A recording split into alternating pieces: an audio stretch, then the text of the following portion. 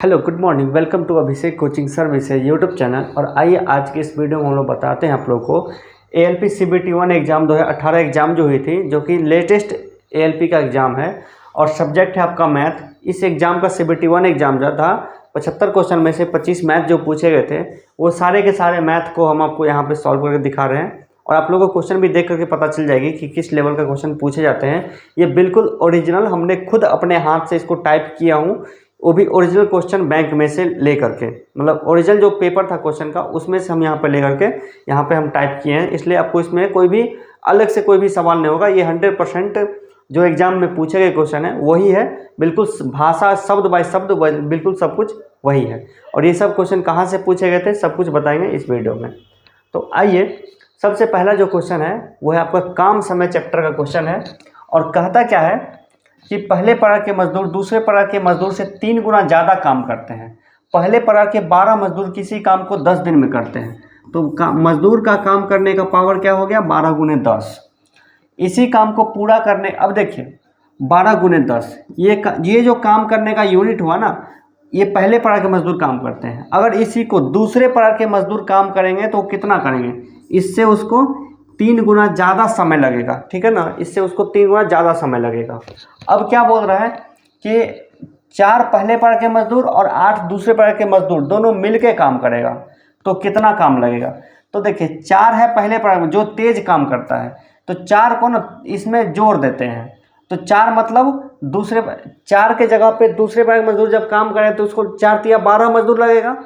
तो 12 अब plus 8, 12 plus 8 यानी कि 12 8 20, ये आपका हो जाएगा आंसर। 6 तिया 18, 1/18 यानी कि 18 दिन में काम पूरा हो जाएगा।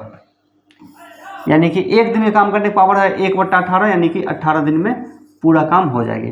तो इस तरह के क्वेश्चन को बिल्कुल इजी रूप में कैसे बनाना है, ये तो मुँह ज़बानी ही बन जाएगा हमसे। तो कैसे बनाना है ये सब चीज़ सीखने के लिए आपको हमारे क्लास को आप लोग ज्वाइन कर लीजिए। स्मार्ट वीडियो कोचिंग एप्लीकेशन है, आप एप्लीकेशन डाउनलोड कर लिए प्ले स्टोर से, और आप हमारे मास्टर नोट्स का जो 0 लेवल किताब है उससे आप लोग मैथ पढ़ेंगे तो आपको सारा चीज़ बहुत ही जल्दी आसानी से समझ में आ जाएगी। इसी तरह से जितने भी चैप्टर के क्वेश्चन इसमें पूछे गए थे सब कुछ का सॉल्यूशन आपको हम यहाँ पे करके दिखाते हैं। इस क्वेश्चन को अगर समझना चाहे तो एक बार फिर से हम आप लोग को समझा देते हैं। वो देखिए कैसे किए थे हम इसको। पहले तो क्वेश्चन को आपको एक नज़र में पढ़ना होगा और उसी एक नज़र में आप क्वेश्चन को पढ़ लीजिए। क्या कहता है क्वेश्चन में, पहले प्रकार के मजदूर और दूसरे प्रकार के मजदूर है, और पहले प्रकार जो मजदूर है वो दूसरे प्रकार के मजदूर से 3 गुना ज़्यादा काम करता है, और दूसरे प्रकार का मजदूर जो होगा वो पहले प्रकार के मजदूर से 3 गुना सुस्त काम करेगा। तो देखिए पहले प्रकार के मजदूर का डेटा दिया हुआ है 12 मजदूर 10 दिन में काम करता है, तो कितना यूनिट काम हुआ, कितना यूनिट काम हुआ, तो 12 गुने 10 इतना काम हुआ, 12 गुने 10, अब यानी इतना मजदूर काम करेगा। अब इसी को अगर दूसरे प्रकार के मजदूर काम करेगा तो क्या करेंगे, तो 12 की जगह पे 36 मजदूर काम करेगा, यानी इसको हम 3 से गुना कर दिए। ये किसका काम हो गया, ये काम हो गया मतलब दूसरे प्रकार के मजदूर का काम हो गया। अब क्या बोलता है लास्ट में कि 4 पहले प्रकार के मजदूर को लेना है, यानी जो तेज काम करता है, और 8 दूसरे प्रकार के मजदूर को लेना है, दोनों को मिक्स करके अब काम करवाइए।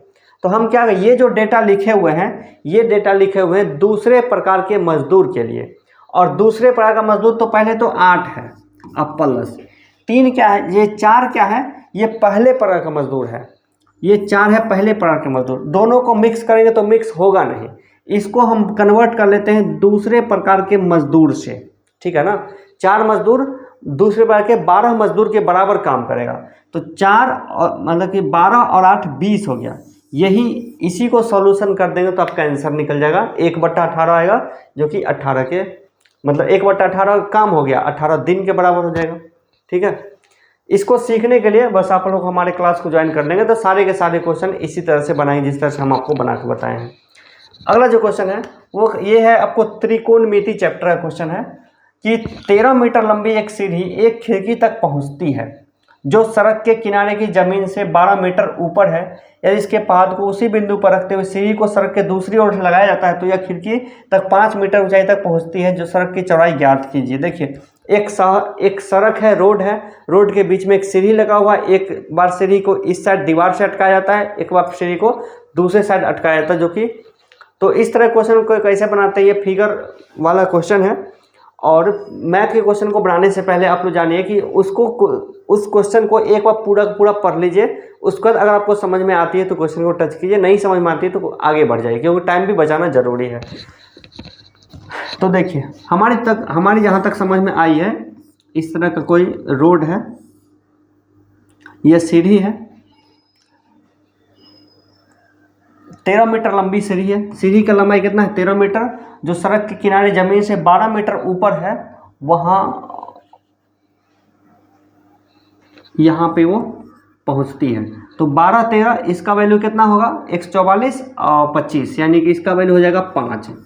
देखिए कैलकुलेशन आपको मुंहजबानी आपको याद रहनी चाहिए। देखिए अब यहाँ पे एक समकोण त्रिभुज बन रहा है, कर्ण 13 है, लंब 12 है, तो आधार कितना? 5 हो ही जाएगा। चलिए अब ये दूसरी तरफ लगती है तो क्या होता है? ये तो सीढ़ी की लंबाई तो बराबर ही रहेगी, अब प्लस में 5 मीटर ऊंचाई तक ये पहुँचती है। ये कहाँ पहुँचती है? 5 मीटर ऊंचाई तक। अब यह एक समकोण है, तो कर्ण दिया हुआ, लंब दिया हुआ, तो आधार निकाल सकते हैं। 13 और 5 दिया हुआ, तो 169 में 25 घटाएं तो 144, यानी कि 12 आएगा। तो सड़क की चौड़ाई कितनी है? 12 और 5 17। इतना कैलकुलेशन को आप माइंड में भी कर सकते हैं। आप लोग हमारे क्लास को ज्वाइन करें तो आपको सारा चीज़, आपको माइंडली कैलकुलेशन कैसे करना है ये चीज़ आपको सिखाएंगे। तो 12 5 17 मीटर क्या है? सड़क की चौड़ाई होगी। या फिर इसका फिगर ही बना देंगे तो क्वेश्चन को ईजिली बना सकते हैं। निम्न में से किस संख्या का वर्गमूल एक अपरिमेय संख्या होगी? अपरिमेय संख्या होगी। तो अपरिमेय संख्या किसको बोलते हैं? जो रूट वाला संख्या, जो कि जिसका रूट पूरा नहीं निकलता है, वो अनलिमिटेड जाते रहती है, उसको बोलते हैं। तो देखिए 10 से 24, तो ये तो है 32 का वर्गमूल। 24 से 1 है 49 का वर्गमूल, मतलब वर्ग है। ये 40 96 किसका है? यह भी एक पूर्ण वर्ग है। लेकिन ये देखिए 20 से 48 जो है 10 से 24 का डबल, यानी कि 32√2 आ जाएगा यहाँ पे। तो ये जो है ना, यही एक अपरिमेय संख्या हो जाएगी यहाँ पे, ठीक है। एक रेलगाड़ी 90 की स्पीड से जाती है, 100 मीटर लंबे पुल को पार करने के लिए 10 सेकंड का समय लेती है। रेलगाड़ी की लंबाई बताइए। रेलगाड़ी की लंबाई यानी कि दूरी बताना है, रेलगाड़ी की लंबाई बताना है। तो रेलगाड़ी की लंबाई दूरी बराबर 4 गुने समय। चाल कितना है? 90। अच्छा नहीं, यहाँ पे क्या है कि एक रेलगाड़ी, इसकी लंबाई मान लीजिए x मीटर है, 100 मीटर लंबा पुल है, इसको पार करने के लिए 10 सेकंड का समय लेती है। 10 सेकंड का समय लेती है, तो दूरी बराबर 4 गुने समय कर लेते हैं, x प्लस 100 कर लेते हैं। ये क्या है? दूरी बराबर चाल क्या होगा? 90। यहाँ पे चूंकि मीटर और सेकंड का चर्चा है, इसको कन्वर्ट करेंगे इसमें मीटर पर सेकंड में। तो 90 को कन्वर्ट कीजिए मीटर प्रति सेकंड में, ठीक है। तो 5/18 से गुना हो जाएगा 4 गुने समय। समय कितना है? 10 सेकंड। इसमें से हमको x का वैल्यू निकालना होगा। 18 5 90, यानी 5 25 दाएँ 250, यानी कि 150। x का वैल्यू कितना निकला? 150 मीटर लंबी वो ट्रेन होगी। हम लोग एग्जाम में जब क्वेश्चन बनाएंगे तो इससे भी काफ़ी ज़्यादा फास्ट कैलकुलेशन करेंगे, क्योंकि कैलकुलेशन आप लोग फास्ट करेंगे तभी आपका टाइम मैनेज हो पाएगा। क्योंकि आपको 1 घंटे का समय मिलेगा, 75 क्वेश्चन को बनाना पड़ेगा। 25 क्वेश्चन आपका, यानी कि 50 क्वेश्चन मैथ रीजनिंग रहेगा और 25 क्वेश्चन आपका साइंस से रहेगा। 40 क्वेश्चन मैथ रीजनिंग, 25 क्वेश्चन आपका साइंस से और 10 क्वेश्चन आपका करंट अफेयर्स जीके से। ये सब चीज़ आपको ध्यान रखना है। एक स्विमिंग पूल को 3 टैंकर ABC के माध्यम से 10 घंटे में भरा जाता है। टैंकर C B से 2 गुना है, B A से 2 गुना तेज है। स्विमिंग पूल को टैंकर A के द्वारा भरने कितना समय लगेगा? तो कुछ नहीं करना है, ABC लिख लेना है आपको यहाँ पे। C B से 2 गुना, C B से 2 गुना और B A से 2 गुना। A मान लेते हैं x घंटे में करता है, तो B करेगा x/2 घंटे में, C करेगा x/4 घंटे में। ये तीनों का एक यूनिट का काम कितना होगा? 1/x plus 2/x plus 4/x, और इसका वैल्यू कितना होगा? 1/10 के बराबर। इस यहाँ से हमको x का वैल्यू निकलेगा। जब देखिए जब नीचे में एलसीएम करने के जब नीचे में बराबर संख्या होगी तो सबको जोड़ दीजिए। 4 2 6 1 7 बट्टा एक्स, 7 बट्टा एक्स यानी एक्स का वैल्यू 70। एक्स का वैल्यू निकला 70। किसका पूछ रहा है? ए का पूछ रहा है। ए का ही एक्स माना गया है, इसलिए 70 आपका हो जाएगा आंसर, यानी 70 घंटा, 70 घंटा। ठीक है, अगले क्वेश्चन को देखिए। कह रहा क्या, यदि बहुलक और मध्यिका के बीच अंतर 2 है तो मध्यिका और माध्य के बीच अंतर ज्ञात कीजिए। यहाँ पे क्या है, ये माध्य मध्यिका बहुलक एक नया चैप्टर जुड़ा है जो कि हाल ही में जुड़ा है। तो इस क्वेश्चन को कैसे बनेगा, अब देखिए इसमें माध्य मध्यिका बहुलक के बीच आपको संबंध ज्ञात करना पड़ेगा। इसके बीच एक संबंध होता है जो कि आप लोग ऐसे ज्ञात कीजिए, यानी कि बहुलक बराबर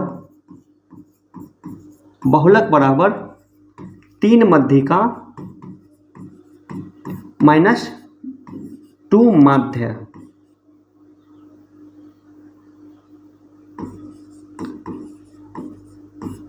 बहुलक बराबर 3 मध्यिका माइनस 2 माध्य। अब देखिए क्वेश्चन में क्या दिया, बहुलक और मध्यिका के बीच का अंतर 2 है। बहुलक माइनस मध्यिका अंतर कितना दिया है? 2। यहां से बहुलक बराबर 2 प्लस मध्यिका, यही ना।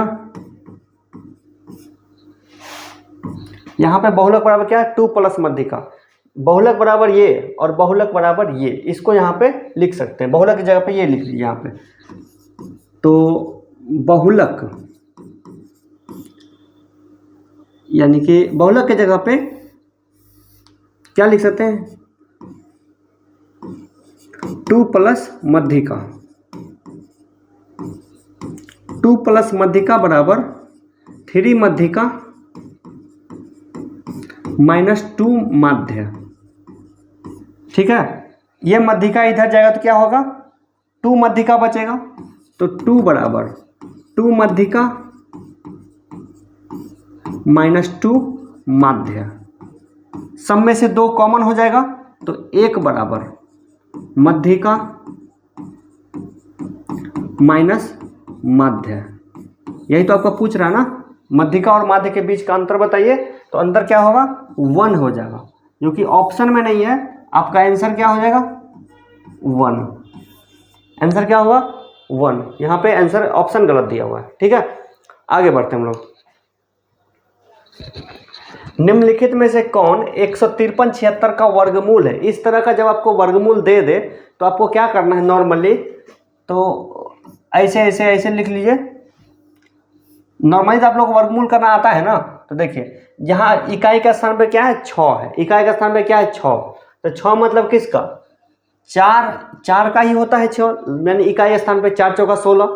तो यानी कि आपका आंसर क्या होगा? दूसरा होगा या फिर तीसरा, यानी आपका ऑप्शन यही दोनों में से कोई एक हो सकता है। तो चलिए, तो पहला तो अक्षर 1 मिला हुआ 1।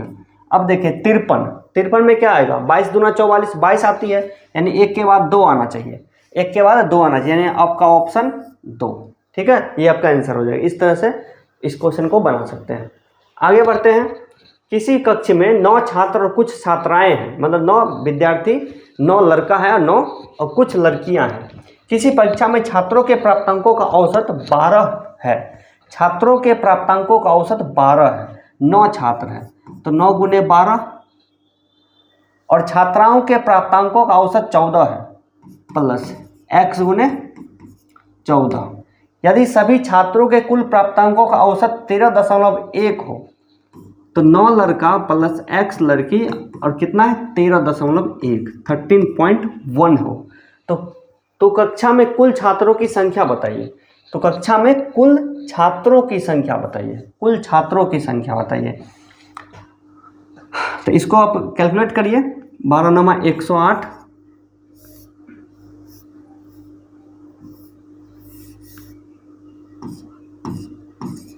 108 प्लस 14x बराबर 9 एकम 9, 13 9 117, 117.9 प्लस 13.1x। इसको इधर लाते हैं,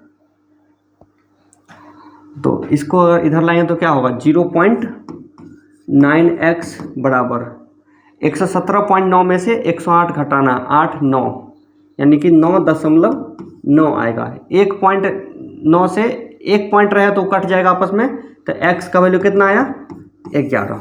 x का वैल्यू कितना आया 11। लेकिन क्या पूछ रहे, कक्षा में कुल छात्रों की संख्या बताइए। कुल छात्र मतलब क्या, कितने विद्यार्थी की संख्या बताइए, वो बताना है। तो 9 लड़का है और 11 लड़की है, 11 में कितना हुआ 20 आपका आंसर। ठीक है, देखिए ये जो है ना, यहाँ पे दोनों जगह पे छात्र छात्र लिखा गया है, 9 छात्र हैं, यहाँ पे कुल छात्रों की संख्या बताइए, तो आपको लगेगा कि क्वेश्चन गलत है, जबकि क्वेश्चन गलत नहीं होता है। क्या होता है कि क्वेश्चन को लिखा जाता है इंग्लिश में, क्वेश्चन को लिखा जाता है इंग्लिश में, और आप सभी स्टूडेंट को सुविधा के लिए सरकार ने ये व्यवस्था किया है कि टोटल 16 भाषा में क्वेश्चन आपको दिखाई जाए। जब आपको 16 भाषा में क्वेश्चन दिखेगा तो वो क्वेश्चन कैसे देखेगा, इंटरनेट का मदद लिया गया, सॉफ्टवेयर का मदद लिया गया, गूगल ट्रांसलेट पे उसको ट्रांसलेट किया गया। अब देखिए अब स्टूडेंट का मतलब छात्र भी लेता है और स्टूडेंट का मतलब विद्यार्थी भी होता है। तो यहाँ पे विद्यार्थी लिखना चाहिए था, लेकिन लिख दिया क्या छात्र। यहाँ पे लिखना चाहिए लड़का और यहाँ पे लिखनी चाहिए लड़की, तब जाके क्वेश्चन क्लियर होता है हिंदी भाषी स्टूडेंट के लिए। इसलिए आप लोग को क्वेश्चन थोड़ा सा इंग्लिश में भी देख, जहाँ पे समझ में नहीं आए थोड़ा सा इंग्लिश में भी क्वेश्चन को पढ़ लिया कीजिएगा। ठीक है, अगले क्वेश्चन की तरफ देखते हैं। 14, क्वेश्चन नंबर 14 है ये। अब से 3 वर्ष बाद धरती की आयु यूनिस की आयु का 2 गुना से 8 वर्ष कम होगी। इन दोनों की वर्तमान आयु का योगफल 61 वर्ष है। धरती की वर्तमान आयु कितनी होगी। अब से 3 वर्ष बाद धरती की आयु यूनिस की आयु के 2 गुना के 8 वर्ष कम होगी। यूनिस का आयु मान लेते हैं x का 2 गुना से 8, 2 गुना से 8 कम, ये हो गया धरती 3 वर्ष बाद का ये धरती का आयु इतना, और यूनिस का आयु कितना, यूनिस का है x। इसमें से 6 साल माइनस करना पड़ेगा, -6 बराबर 61। यहाँ से हमको x का वैल्यू निकालना है, 2x प्लस x यानी 3x minus 8, 3x minus 8, 3x minus 8 minus 6 बराबर 61। 3x बराबर 8 6 14, 14 माइनस होगा तो 61 में 14 गया, 61 में 14 गया 47, 47 x का 47 नहीं,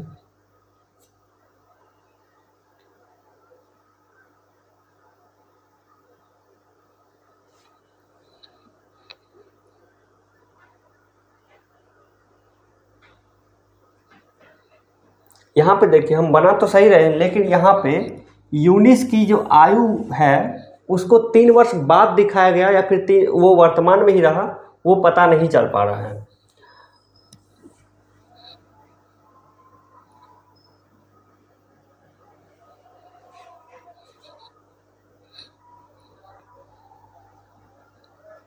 अगर उस तरह से लिया जाए, चलिए क्वेश्चन में थोड़ा सा मिस्टेक है, हम लोग आगे बढ़ते हैं।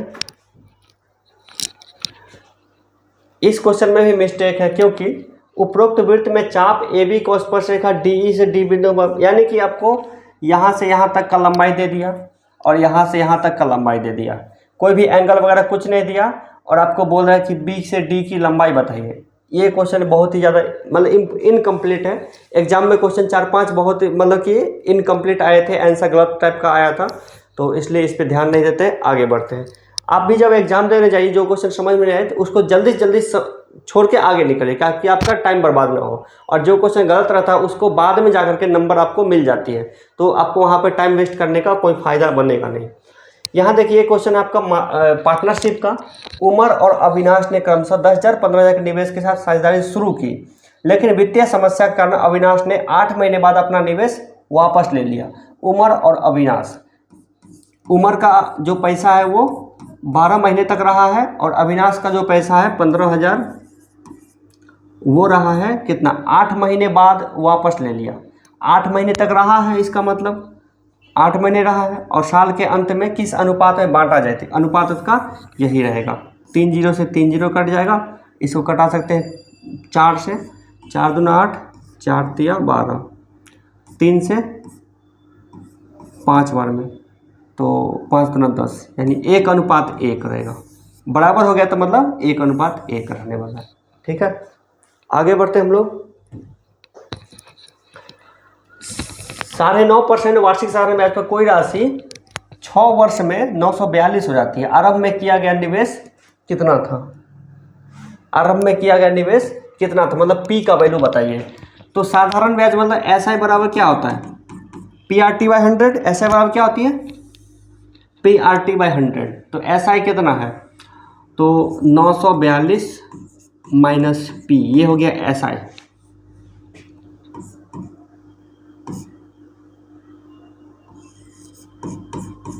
ये एसआई बराबर PRT। पे इंटू रेट क्या है? 9.5%। तो इसको 95/10 लिख लेते हैं। और टाइम कितना है? 6 वर्ष। PRT/100 हो गया। अब इसको कटा दीजिए। कितना से कटेगा? 19 × 5 = 95, 5 दूना 10।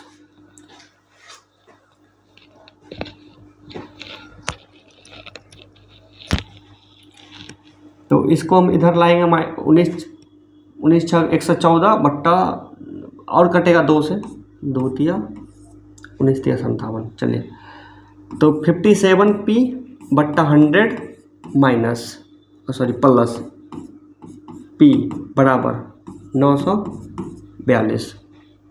तो 157p बराबर 942 गुने 100, इतना। अब ये कटेगा कितना से?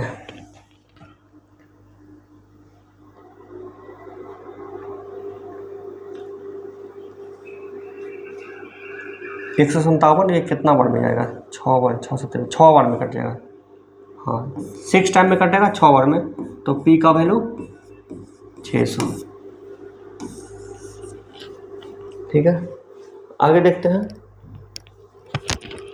निम्नलिखित में से कौन सी एक त्रिभुजाकार संख्या, यह एक नया क्वेश्चन आया, नया टाइप का क्वेश्चन है जो कि हमारे मास्टर नोट्स में भी पहले से नहीं था। तो त्रिभुजाकार संख्या कहते किसको है? तो त्रिभुजाकार संख्या क्या होती है? प्रथम त्रिभुजाकार संख्या 3 है, दूसरी क्या है? 3 + 2 है, तीसरी क्या है? 3 + 3 है, उसके बाद क्या है? 3 + 4 है। सॉरी, ऐसा नहीं, पहली 3 है, दूसरी 3 2 5 हो गई, तीसरी क्या होगी? 5 + 3, उसके बाद, अरे यार कैसे लिखेंगे इसको?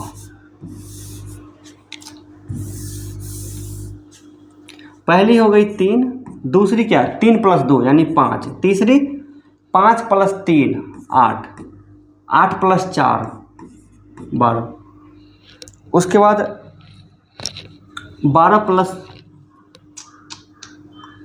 5 5 3 8,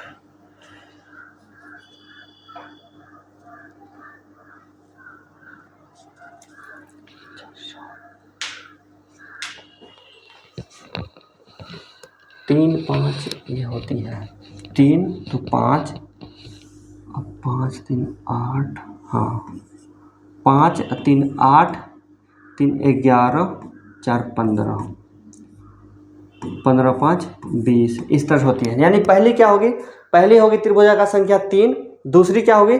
3 + 2, तीसरी 3 + 2 + 3, उसके बाद 3 + 2 + 3 + 4, इस तरह से। यानी सब में एक एक बढ़ा करके लिखते जाए। पहली 3, दूसरी 3 + 2, तीसरी 3 + 2 + 3, इस तरह से करिएगा तो कितना निकलेगा? 3 5 8 11 15 20 25 31, इस तरह से आगे बढ़ेगा।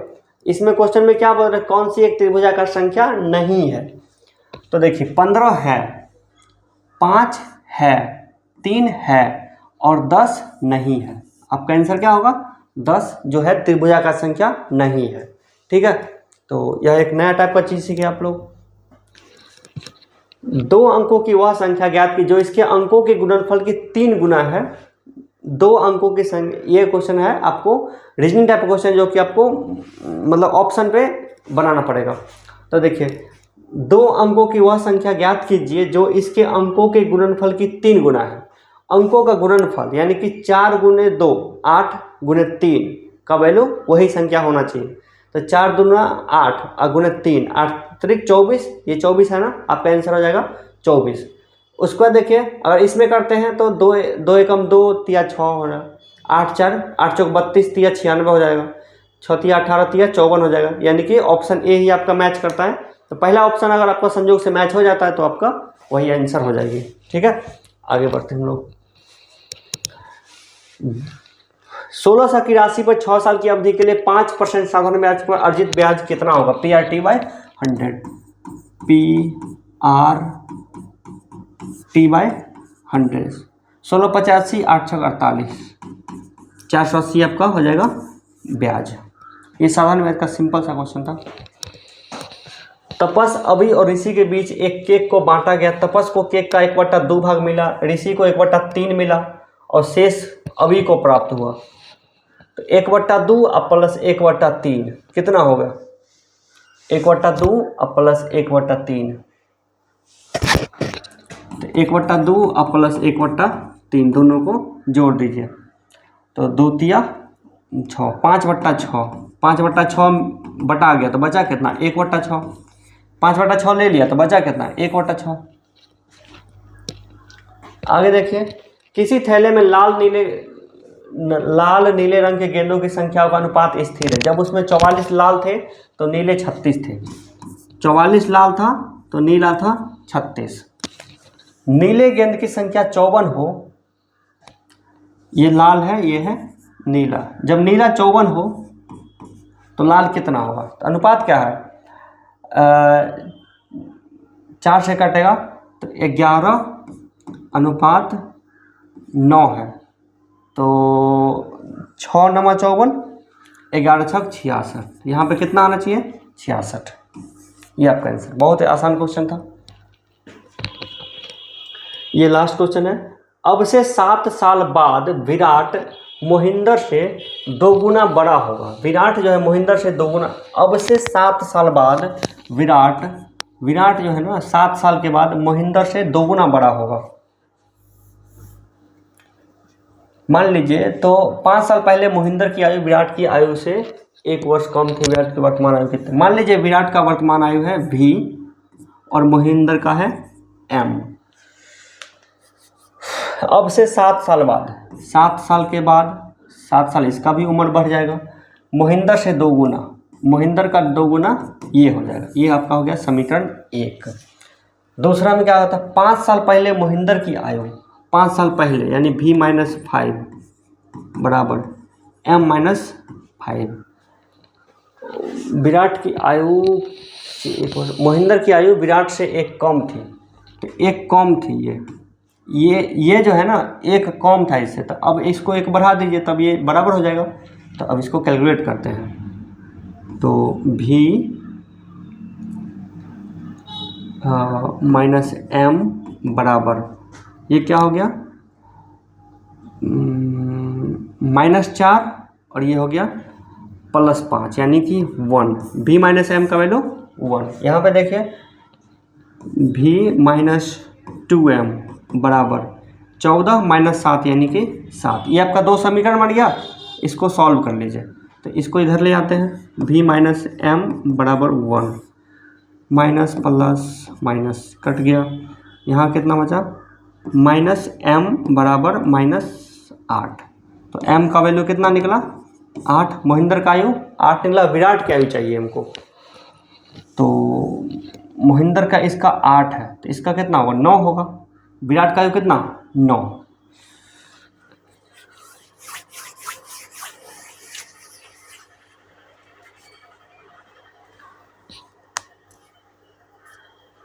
नौ साल होना चाहिए, 9 होना चाहिए। ऑप्शन आपका गलत दे रहा है, या फिर हो सकता है कैलकुलेशन तो हम सारा चीज़ सही किए हैं, नहीं होना चाहिए। आप लोग ऑफिस से देख लीजिए इस क्वेश्चन को। तो ये रहा आपका मैथ का क्वेश्चन। और आप लोग को ये सब जो क्वेश्चन आपको यहाँ पे दिया गया था बहुत ही आसानी से सीखने के लिए, ये हमारा मैथ का किताब है, इसको आप लोग पढ़ेंगे। और मैथ का हमारे पास एक स्पेशल क्लास भी है हमारी एप्लीकेशन ये स्मार्ट वीडियो कोचिंग पे, 750 रुपये का है। उसको आप ले करके 40 दिन के अंदर में पूरा मैथ सीख सकते हैं।